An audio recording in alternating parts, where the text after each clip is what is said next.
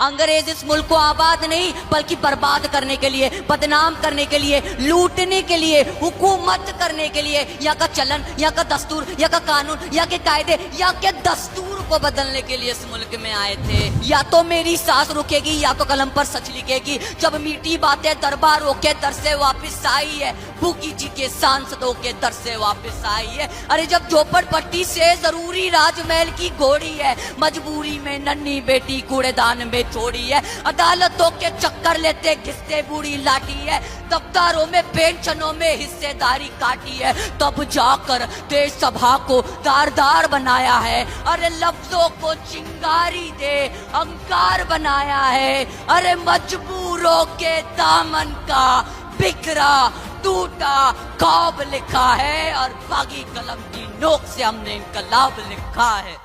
जमीन से आसमान की तरफ परवाज करता हूँ, खुदा का नाम लेकर इस तकरीर का आगाज करता हूँ। ना अंदाजे गुफ्तगू है ना तर्जे तकल्लुफ, ना अंदाजे गुफ्तगू है ना तर्जे तकल्लुफ। मेरा खिताब सुनने वालों अस्सलाम वालेकुम।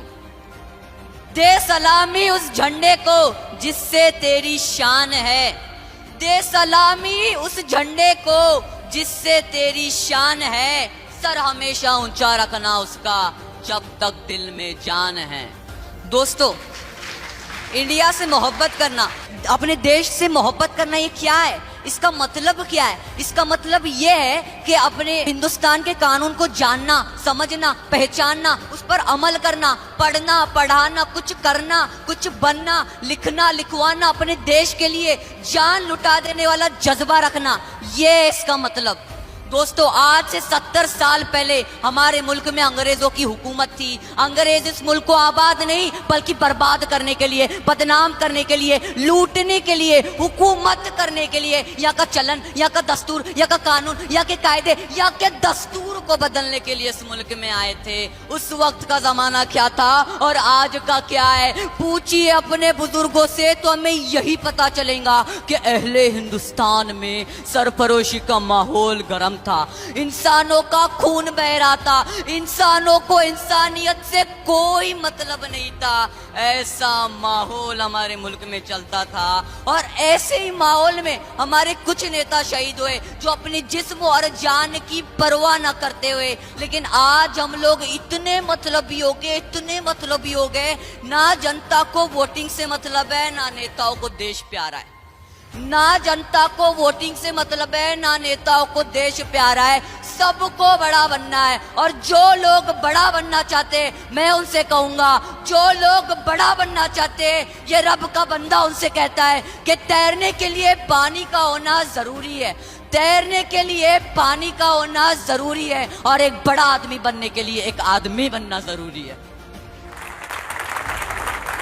मेरे समझ में ये नहीं आता कि हमें इनकलाबी लहजे के लिए क्यों शायरी करनी पड़ती है। या तो मेरी सांस रुकेगी या तो कलम पर सच लिखेगी। जब मीठी बातें दरबारों के दर से वापिस आई है, भूखी जी के सांसदों के दर से वापिस आई है। अरे जब झोपड़पट्टी से जरूरी राजमहल की घोड़ी है, मजबूरी में नन्ही बेटी कूड़ेदान में छोड़ी है, अदालतों के चक्कर लेते घिसते बूढ़ी लाठी है, दफ्तरों में पेंशनों में हिस्सेदारी काटी है, तब जाकर देश सभा को दारदार बनाया है। अरे लफ्जों को चिंगारी दे अंकार बनाया है। अरे मजबूरों के दामन का बिखरा टूटा ख्वाब लिखा है और बागी कलम की नोक से हमने इनकलाब लिखा है।